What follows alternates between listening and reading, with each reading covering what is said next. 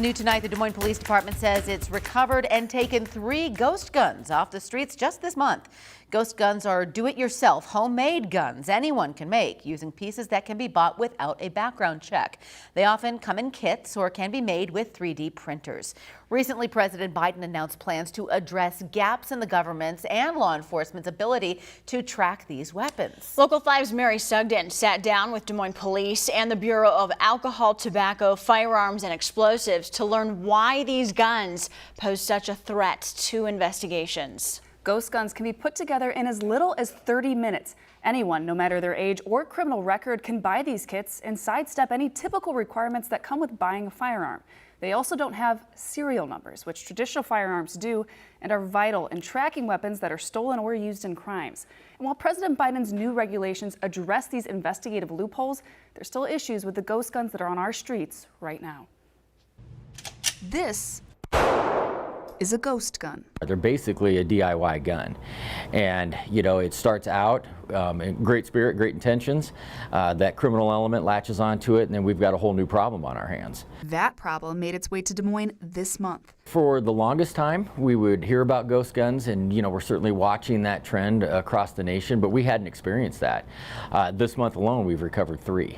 While Des Moines police have taken 3 ghost guns off our streets in this month alone, the ATF says it's not seeing an influx of them in our region. The recoveries in the state of Iowa have been very, very low. The recoveries throughout the Midwest have been low, but obviously it only takes one instance of someone obtaining a kit, putting it together, assembling a functioning firearm, and then using that firearm to create just an absolute public safety nightmare. Looking at the recent ghost gun recoveries in Des Moines, police say who's getting their hands on them is concerning. I know at least one of them was possessed by a juvenile, which is, even you start thinking about that, and how are they getting it, and how do they have that connection to get a weapon like that? Traditional firearms have a serial number. Ghost guns do not.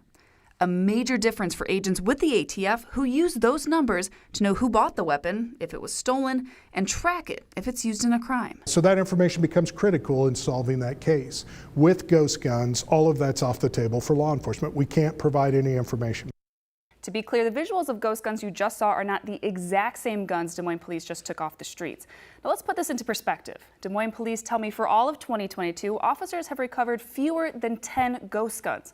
It's a small amount compared to the over 300 guns it's taken off the street so far this year.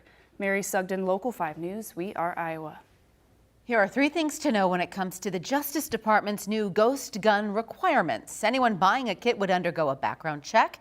It requires anyone selling kits to mark each piece with a serial number.